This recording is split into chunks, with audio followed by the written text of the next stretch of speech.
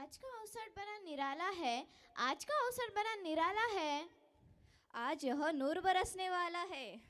एक बार जोरदार तालियां बजा दो, क्योंकि कार्यक्रम अभी शुरू होने वाला है।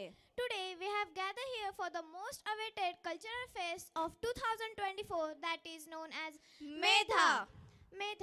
Medha is a cultural fest organized by AMRUTVAHINI SHETI and SHIKSHAN VIKAS SANSTHA SANGAMNER to showcase talent of the students. Medha provides an excellent platform to our students to explore their hidden talent. So, I'm Shravani. And I'm Arya. Welcome you all on this wonderful grand fest. चला तर आपल्या कार्यक्रमाला सुरुवात करूया. पूर्ण आहे श्रीकृष्ण, परिपूर्ण आहे राधा, आदी आहे श्रीकृष्ण, अनंत आहे राधा. बासरी म्हटलं की आठवण येते नटखट कन्हैयाची. अशीच एक सुंदर बासरीची धून ऐकवण्यासाठी येत आहे मॉडेल स्कूलचा विद्यार्थी क्षितिज मुसळे. तर जोरदार टाळ्यांनी स्वागत करूया क्षितिजचं.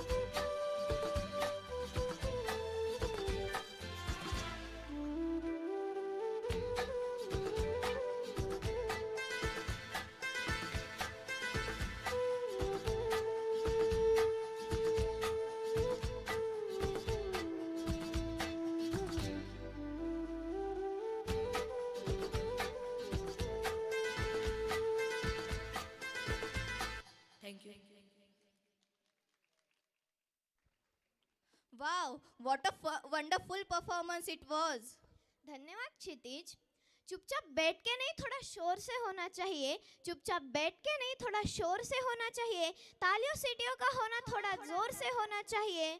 तो चलिए बुलाते हैं अपने नेक्स्ट परफॉर्मर को, दुर्वांग भोसले को, from Amrutvahini's Nido international school, who is gonna play piano for us. तो जोरदार तालियों से स्वागत करते हैं दुर्वांग का।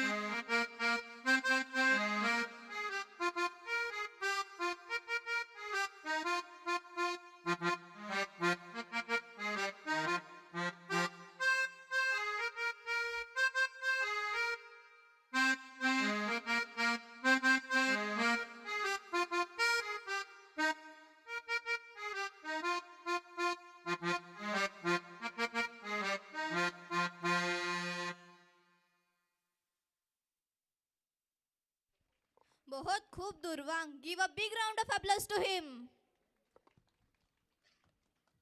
प्रारंभ तू, शेवट तू, करता तू, विघ्नहर्ता तू, सृष्टीचा पालन करता तू, गणराया तू, आदी तू. आनंद तू. तर आपल्या सर्वांच्या लाडक्या गणरायाला वंदन करण्यासाठी एकदंताय वक्रतुंडाय हे गीत सादर करत आहे शुभम आमरे, अमृतवाहिनी इंजिनिअरिंग ITI चा विद्यार्थी.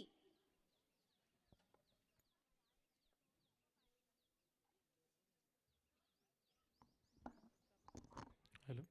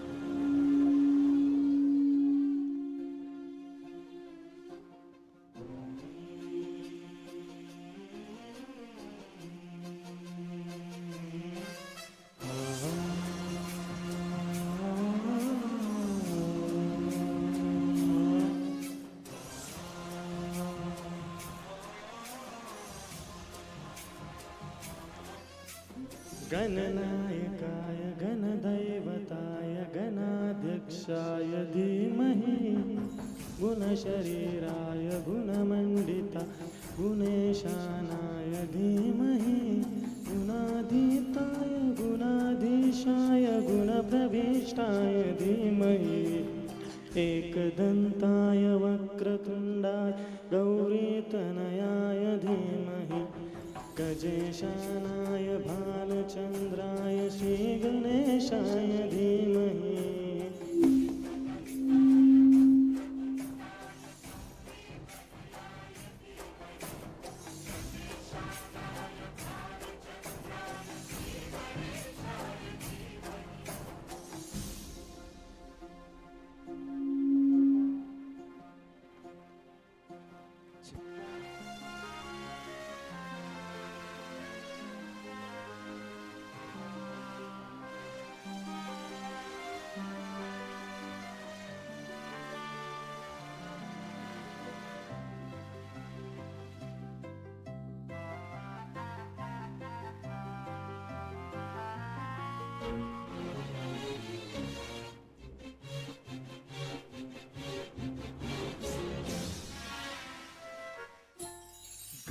चतुराय गानप्राणाय गानान्तरात्मनि गानोत्सुकाय गानमर्ताय गानोत्सुकमनसे गुरुपूजिताय गुरुदैवताय गुरुकुलस्थायिने गुरुविक्रमाय गुह्यप्रवराय गुरवे गुणगुरवे गुरुदैत्यगरक्षेत्रे Gurudharma सदाराध्याय गुरुपुत्र परिप्राप्ते गुरुपाखण्डखण्डकाय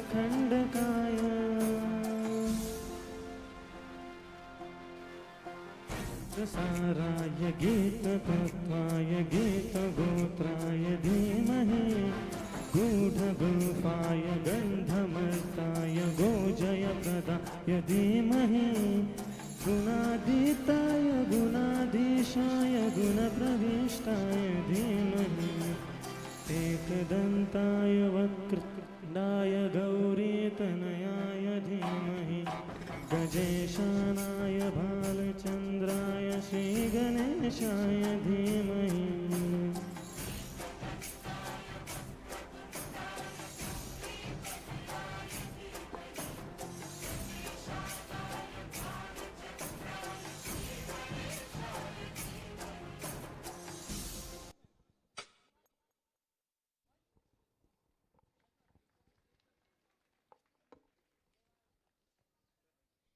Ganpati Bappa Moria. What a wonderful performance. Give a big round of applause to him.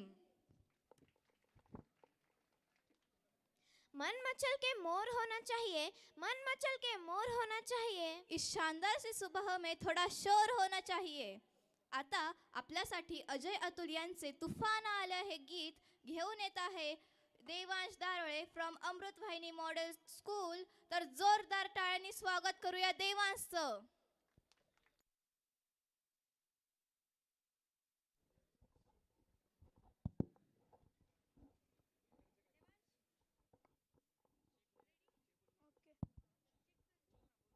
Hello hello hello hello hello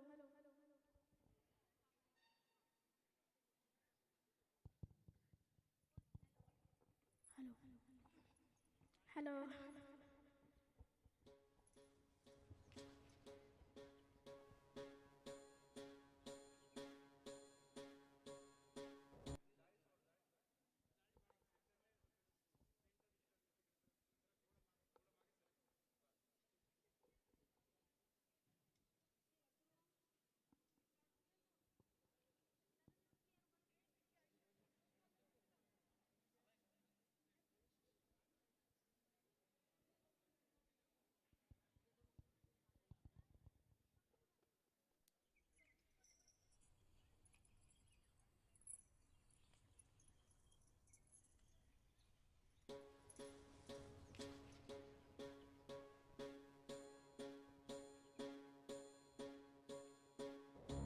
जुटीनं पेटल रान तुफान आलया काळ्या भुईच्या भेटीला आभाळ आलया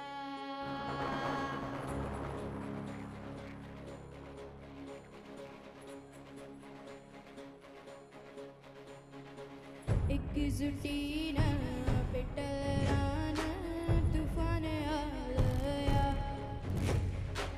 काळ्या भुईच्या भेटीला आभाळ आलया मेघाळ माय मातीच्या डोळ्यात जागली आस घेऊन हाती हातामंदी घेतला लेकरांनी ध्यास लई दिसांनी भरल्या वाणी शिवार झालया जुटीनं पेटल रान तुफान आलया काळ्या भुईच्या भेटीला आभाळ आलया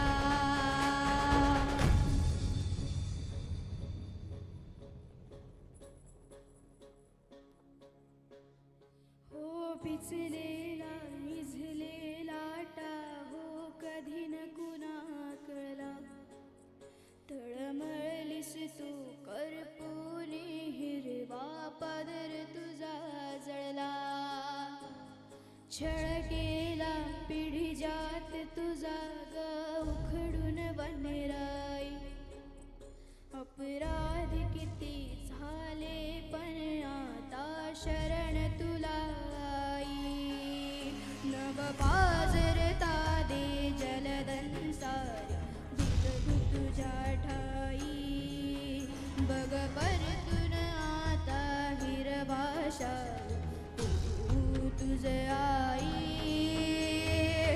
उपरतीन आळी जाण जागर झालया जुटीनं पेटल रान तुफान आलया काळ्या भुईच्या भेटीला आभाळ आलया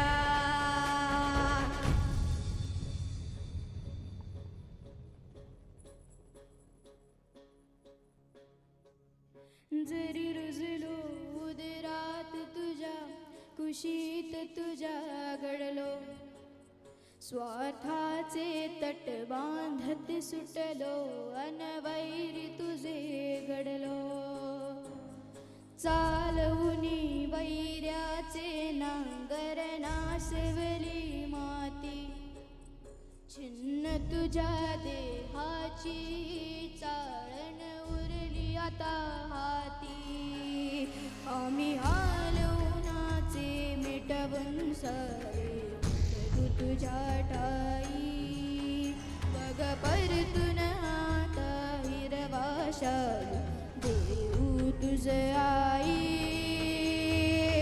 उपरतीन आलिया जाण जागर झालं या एकजुटीन पेटरान तुफान आलं या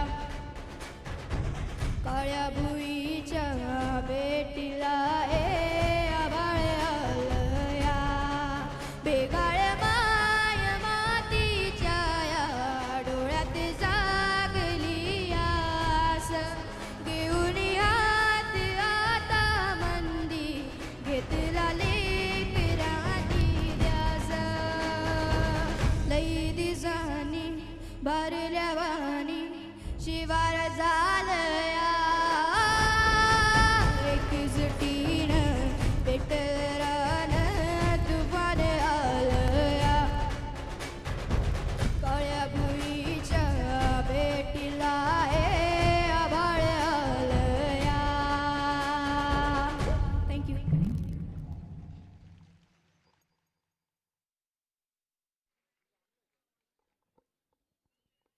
वा, काय अप्रतिम गीत गायलेस देवांश तू. So let's move to our next performance. तर आपल्यासाठी पुढचं गीत घेऊन येत आहे अमृतवाहिनी इंजिनिअरिंग कॉलेजचा विद्यार्थी यश सांगळे. तर जोरदार टाळ्यांनी स्वागत करूया यश सांगळेचं.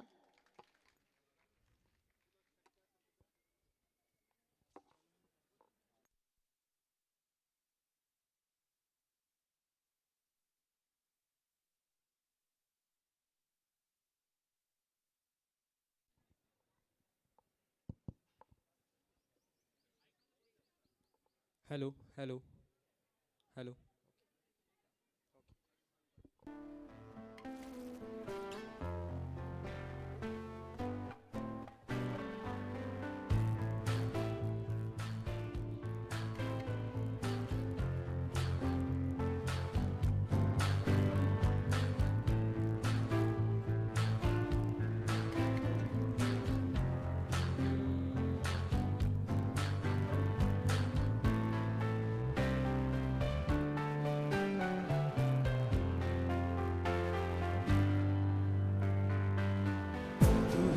मुझको बता दे चाहूँ मैं या ना अपने तू दिल का बता दे चाहूँ मैं या ना तू ही ये मुझको बता दे चाहूँ मैं या ना अपने तू दिल का बता दे चाहूँ मैं या ना इतना बता दूँ तुझको चाहत पे अपनी मुझको यूं तो नहीं इख्तियार फिर भी ये सोचा दिल ने तुझको लगा हूँ मिलने पूछूं तुम्हें एक बार ओ तू ही ये मुझको बता दे चाहूँ मैं या ना अपने तू दिल का बता दे चाहूँ मैं या ना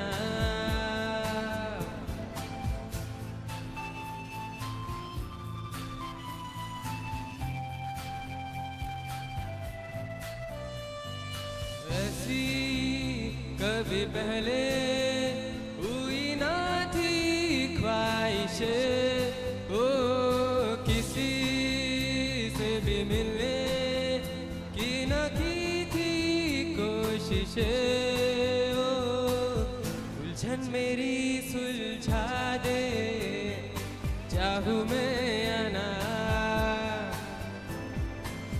अपने तू दिल का बता दे चाहूँ मैं या ना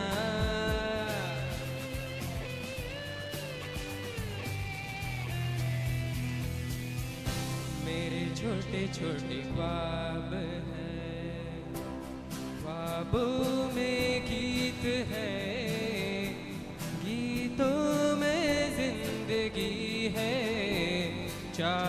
चाहत है प्रीत है, अभी मैं ना देखूं ख्वाब वो जिनमें ना तू मिले। ले खोले होठ मैंने अब तक थे जो सिले। मुझको ना जितना मुझ पे उतना इस दिल को तुझ पे होने लगा एतबार। तन्हा लम्हों में अपने बुनता हूँ तेरे सपने, तुझसे हुआ मुझको प्यार। ओ, पूछूंगा तुझको कभी ना, चाहूँ मैं या ना, तू ही ये मुझको बता दे, चाहूँ मैं या ना, तू ही ये मुझको बता दे, चाहूँ मैं या ना, अपने तू दिल का पता दे, चाहूँ मैं या ना। Thank you, thank you, thank you.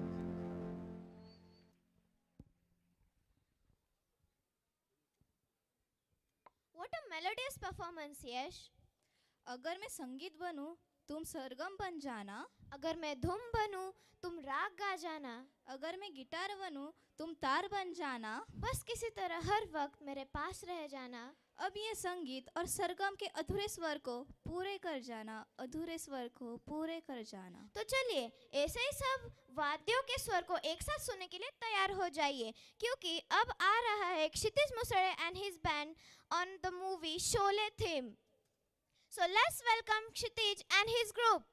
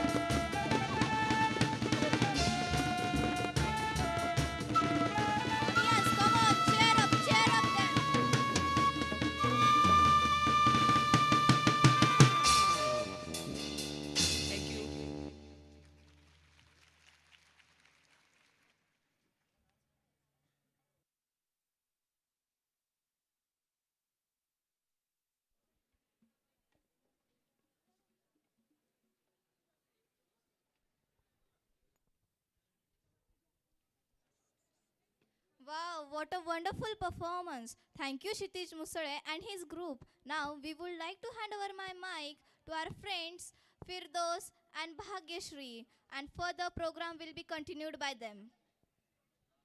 Thank you all.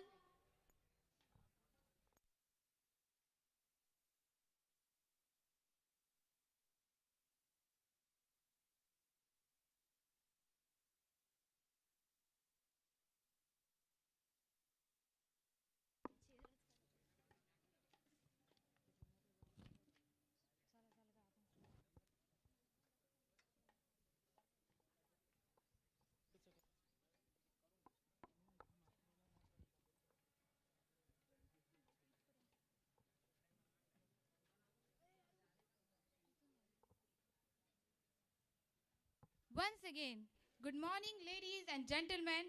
Namaste, Adab, and welcome to the most awaited cultural fest of 2024, namely known as Medha 2024. I am Firdos Manyar from first year B Farm of AMRUTVAHINI College of Pharmacy. And I am Bhagyashri Bankar from first year B Farm, AMRUTVAHINI Institute of Pharmacy. And we are your host for this event, and we're thrilled to be with you today. Our cultural program is a content spectacle bond. To take you journey across the tapestry is our diverse culture. खेतों की हरियाली छूटी वो बाग बगीचे छूटे हैं, खेतों की हरियाली छूटी वो बाग बगीचे छूटे हैं, बचपन के उन गलियों से सब रिश्ते नाते टूटे हैं, ए दौलत बस तेरे खातिर, ए दौलत बस तेरे खातिर. आपण कितीही अपडेटेड शहरात राहत असलो तरी गावाकडची ओढ ही येतेच, बरोबर की नाही मंडळी? चला तर मग असेच एक गावाची आठवण करून देण्यासाठी सुशील पवार यांचे गाव सुटेना हे गीत घेऊन येत आहे अमृतवाहिनी पॉलिटेक्निकची विद्यार्थिनी रेवती चौधरी. तर जोरदार टाळ्यांनी स्वागत करूया रेवती चौधरीचं.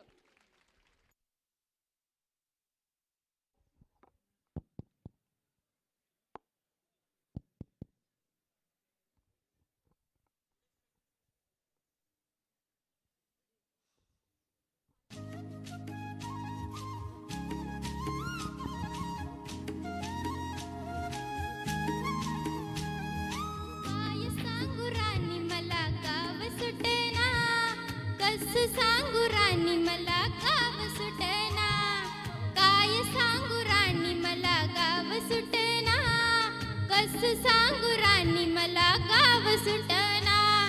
बंद गळ्यामंदी माझं मावनाग अंग, जिंच्या कपडामंदी दुनिया झाली कशी दंग, जो तो हाय राणी आपल्या धुंदीमंदी रंग, माणसानी माणसांचे सोडले का रंग, म्हाताऱ्याच्या धोतराची गाठ सुटेना, काय सांगू राणी मला गाव सुटेना, काय सांगू राणी मला गाव सुटेना, कस सांगू राणी मला गाव सुटेना. हो हो हो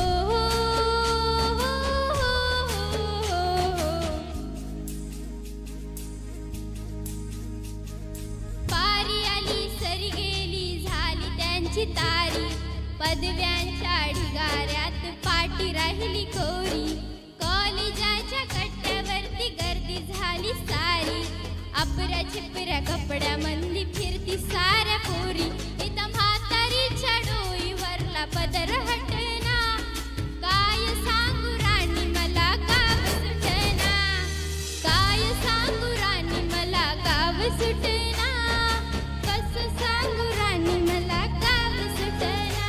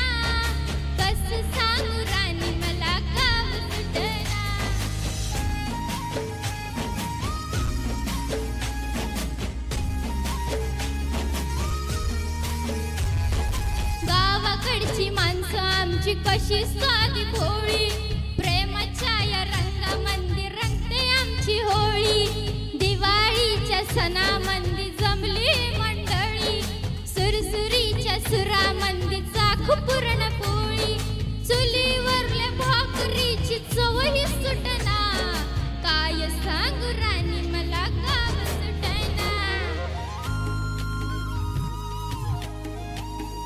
हो शहरातली पोर कशी स्वाहेब झाली गावाकडली पोर आता पार खाली आली मास्तरांच्या ठेक्यावरती शाळा आमची सुटली गाम्याच्या गवत्यावर बाटली कशी फुटली शांतेचा कार्ट अजून 10वी सुटना काय सांगू राणी मला गाव सुटना काय सांगू राणी मला गाव सुटना कसं सांगू राणी मला गाव सुटना हो हो हो हो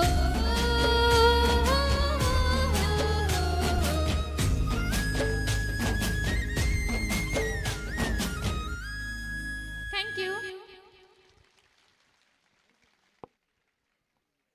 काय सांगू राणी मला गाव सुटना कसं सांगू राणी मला गाव सुटना. तर कस काय मंडळी, आली ना गावाकडची आठवण? खूप छान Revathi. Give a big round of applause to Revathi. तो ज़्यादा समय वेस्ट ना करते हुए बढ़ते हैं हमारे नेक्स्ट परफॉर्मेंस की ओर. लिखूं क्या मैं समझ नहीं आता पढ़ूं क्या मैं समझ नहीं आता सुनाऊं क्या मैं समझ नहीं आता क्योंकि मेरे हर ख्यालों में तुम ही हो बस तुम ही हो. So let's welcome Sandesh Dhage from AMRUTVAHINI College of Engineering, who is gonna present Tum Hi Ho song by Arjit Singh.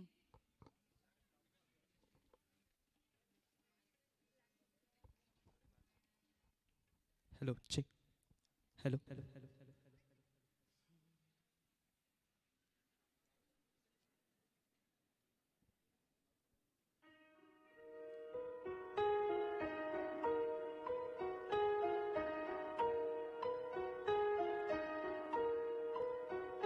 हम तेरे बिन अब रह नहीं सकते, तेरे बिना क्या वजूद मेरा.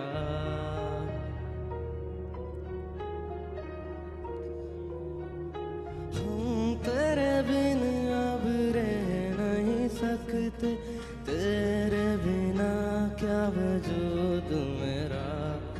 तुझसे जुदा अगर हो जाएंगे तो खुद से ही हो जाएंगे जुदा.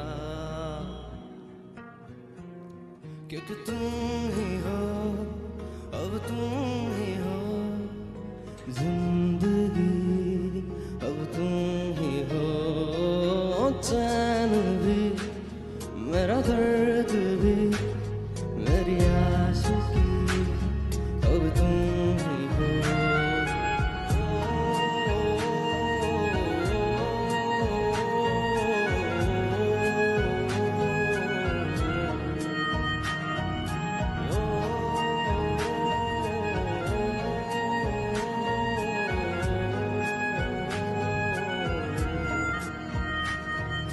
तेरा मेरा रिश्ता है कैसा, एक पल दूर गवारा नहीं. तेरे लिए हर रोज हूँ जीता, तुझको दिया मेरा वक्त सभी. कोई लम्हा मेरा ना हो तेरे बिना, हर सांस पे नाम तेरा. क्योंकि तुम ही हो, अब तुम ही हो जिंदगी, अब तुम ही हो चैन भी, मेरा दर्द भी, मेरी आशिकी, अब तुम ही हो.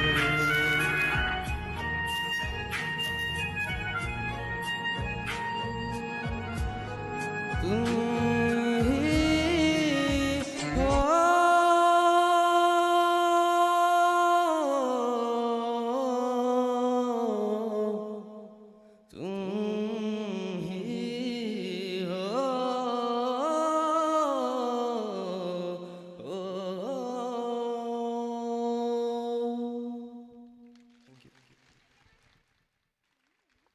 धन्यवाद संदेश. Give a big round of applause for Sandesh. Firdaus, do you know what adds flavor to the music? What? A musical instrument. Yeah, just like a cell. Like cell is the basic unit of organism. Yes, in the same way, musical instrument is the basic unit of the music. So let's welcome Vishal Patil from AMRUTVAHINI College of Pharmacy, who is going to entertain us with his harmonium playing skills.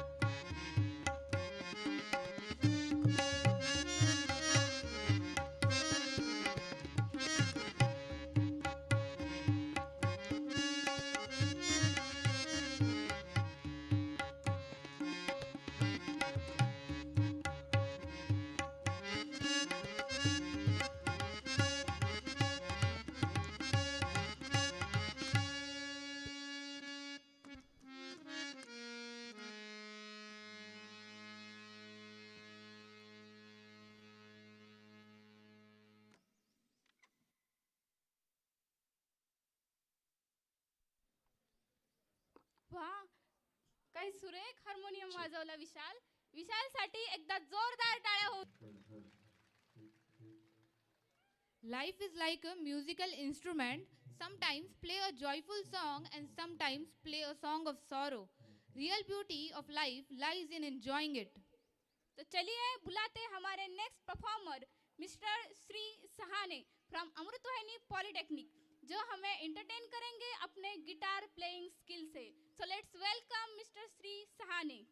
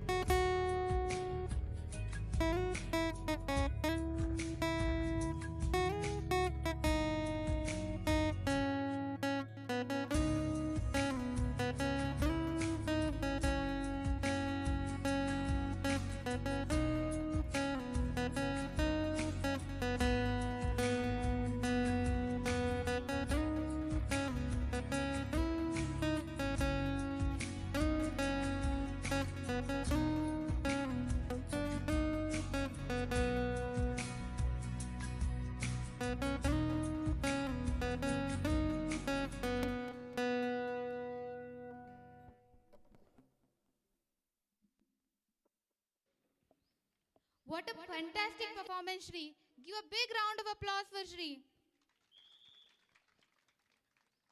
बेजान जिंदगी में खुशहाली का गीत होना चाहिए. बेजान जिंदगी में खुशहाली का गीत होना चाहिए. मन का मीत हो न हो, लेकिन साथ संगीत होना चाहिए, साथ संगीत होना चाहिए. Let us now be captivated by another breathtaking performance that showcase the diverse talent of our students. With a big round of applause, let's welcome Omkar Gade from AMRUTVAHINI College of Engineering. He is gonna present other song for us sung by Arjit Singh.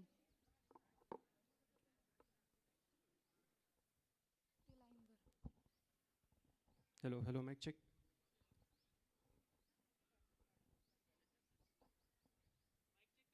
Hello, mic check.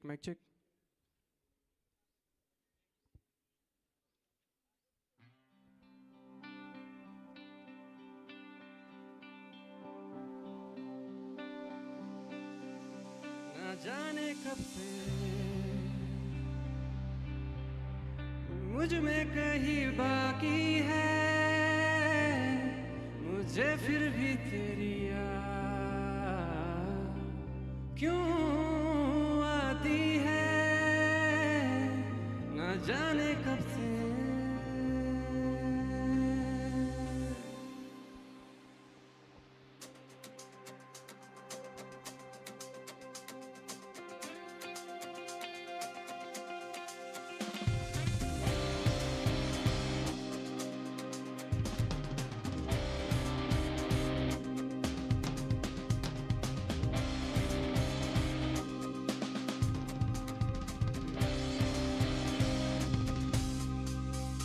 दूर जितना भी तू मुझसे, pass तेरे में. अब तो आदत C है मुझको ऐसे जीने में. जिंदगी से कोई शिकवा भी नहीं है. अब तो जिंदा हूँ मैं इस नीले आसमां में, ना जाने कब से.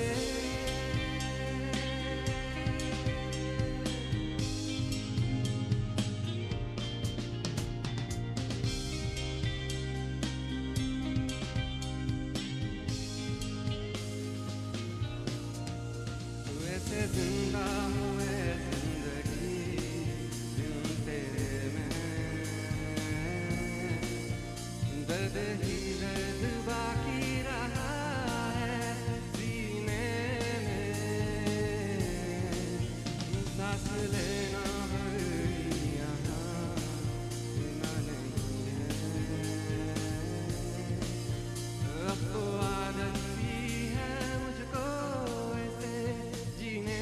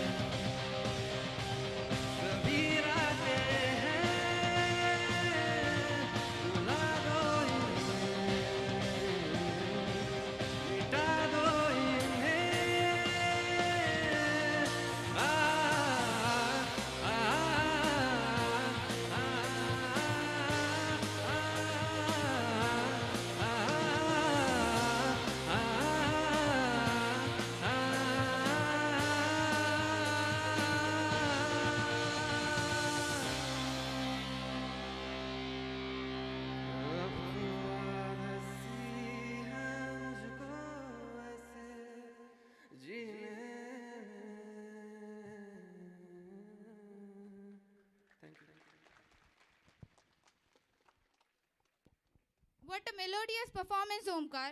Your rhythm surely let us in awe. चला मंगळवेढे पाहू, चला मंगळवेढे पाहू, नाम विठ्ठल विठ्ठल घेऊ. वाड्याच्या पडक्या भिंती दामाची महती कथिती, ती कथा मुखाने गाऊ, नाम विठ्ठल विठ्ठल घेऊ, नाम विठ्ठल विठ्ठल घेऊ. भर रस्त्यावरती साधी ती चोखोबाईंची समाधी, आदराने सुमने वाहू, नाम विठ्ठल विठ्ठल घेऊ, नाम विठ्ठल विठ्ठल घेऊ. पंढरीच्या पांडुरंगाचे नामस्मरण करण्यासाठी सुधीर फडके व वसंतराव देशपांडे यांचे कानडा राजा पंढरीचा हे सुंदर भक्तिगीत घेऊन येत आहे अमृतवाहिनी कॉलेज ऑफ इंजिनिअरिंगचा विद्यार्थी ज्ञानेश पवार. तर जोरदार टाळ्यांनी स्वागत करूया ज्ञानेश पवारचे.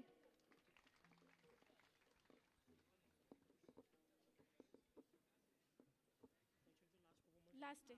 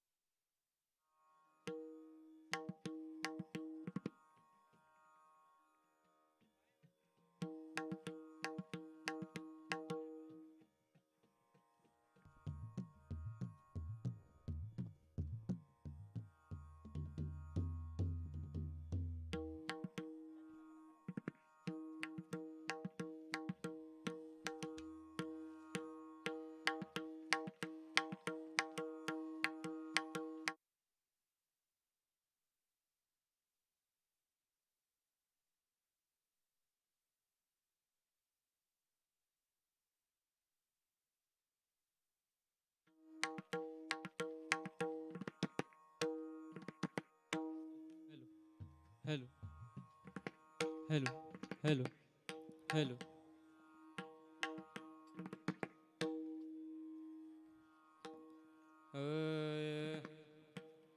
निरे ग मदनि सा सा नि द ब ग म ग सा आ आ आ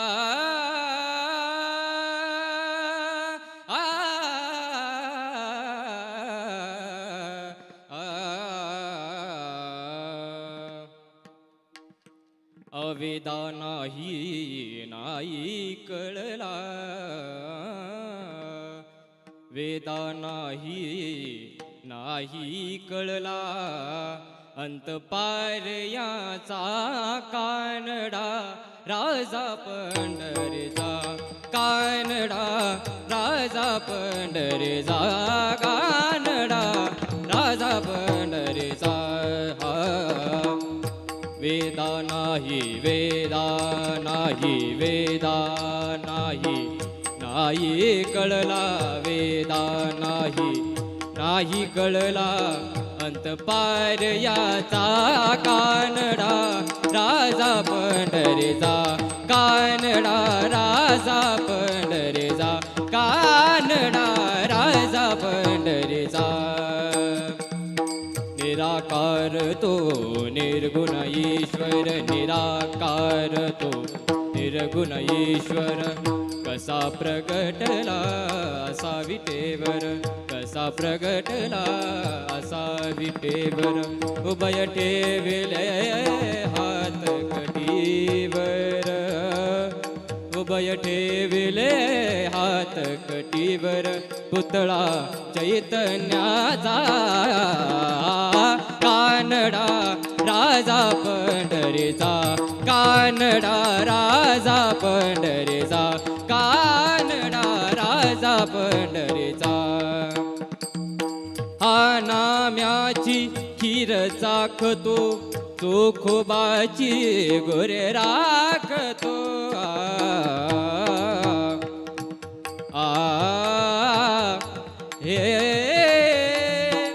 आ